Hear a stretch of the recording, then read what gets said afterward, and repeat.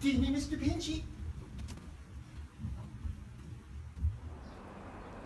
Hey there, what's up you guys? Welcome back to the program, The Chicago Griller. As you saw from my opening roll, Huey likes lobster, I like lobster, you like lobster, so why don't we go and grill up some lobster? Although, you know what? Let's go make a real one. So why don't you hit that like button, subscribe, and meet me out back in about 10 seconds and I'll show you how it's done.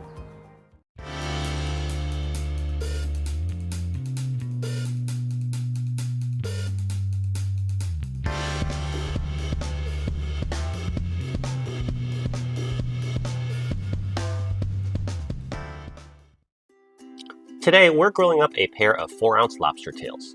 This is about the size of lobster tail you'll find in most grocery stores. Anyways, we'll come back to these guys in a little bit. We're going to prepare the sauce first. And here are all the ingredients for our butter sauce. We're going to start with a half stick of butter, a teaspoon of paprika, teaspoon of garlic powder, teaspoon each of salt and pepper, teaspoon of parsley, and cut up lemon. First thing you do is you melt the butter. You can melt it over the grill, but I pre-melted it in a microwave. Then you add the seasonings. First, the paprika, then the garlic powder, and here comes the salt and pepper,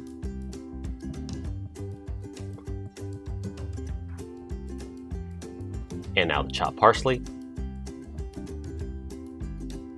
And finally, we're going to squeeze some lemon into it. I'm going to start with a slice of lemon and squeeze that in there and grab another slice of lemon, so that makes half of a lemon.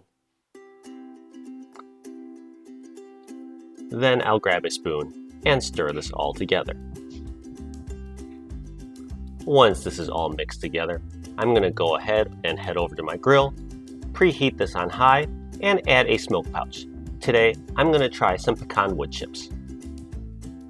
And now, finally back to our lobster. There are a couple ways you could grill up lobster. The easy way is you could just flip them over, cut them in half with a knife, and chuck them directly on the grill. But that's no fun, so we're going to do a more difficult method, but arguably more tasty method. You're going to grab your kitchen shears and cut straight down the back right to the tail fin, and then open up the shell. This is called butterflying the lobster.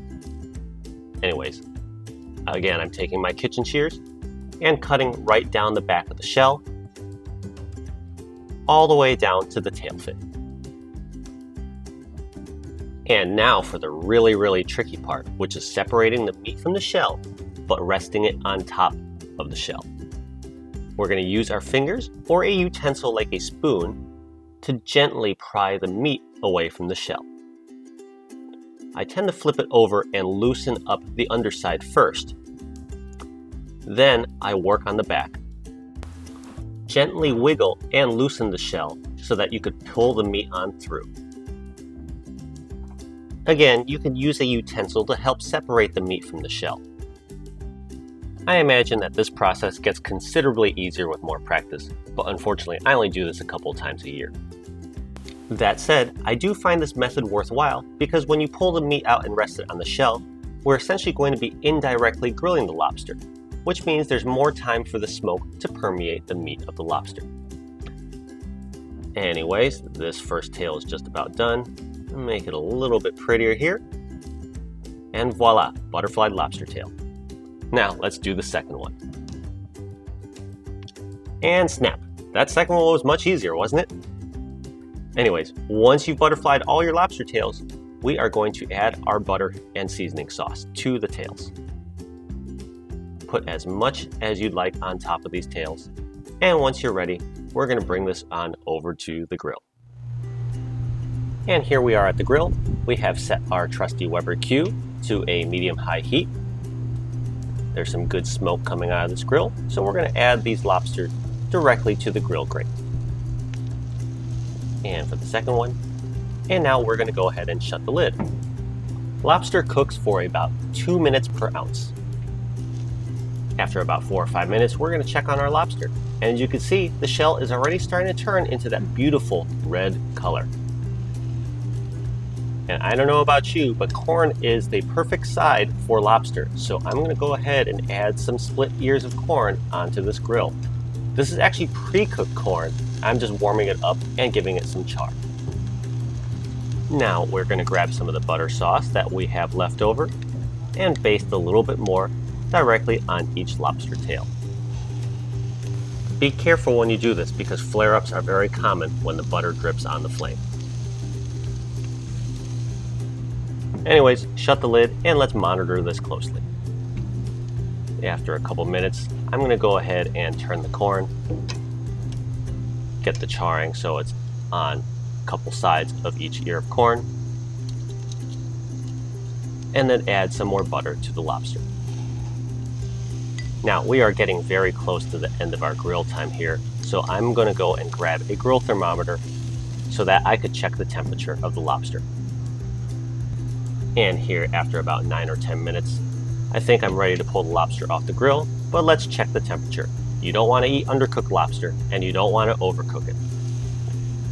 We are aiming for about 140 to 145 degrees F, which is 60 degrees Celsius. And we're right on, so I'm going to go pull the lobster off of the grill. Again, it's very important to use a meat thermometer to check your lobster.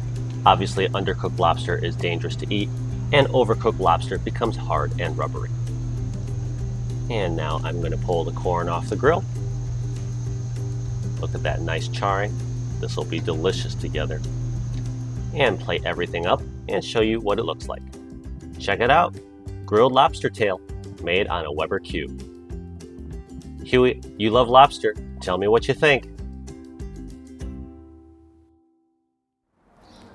And so, that is one method of how you can grill up lobster on a Weber Q gas grill or any other gas grill.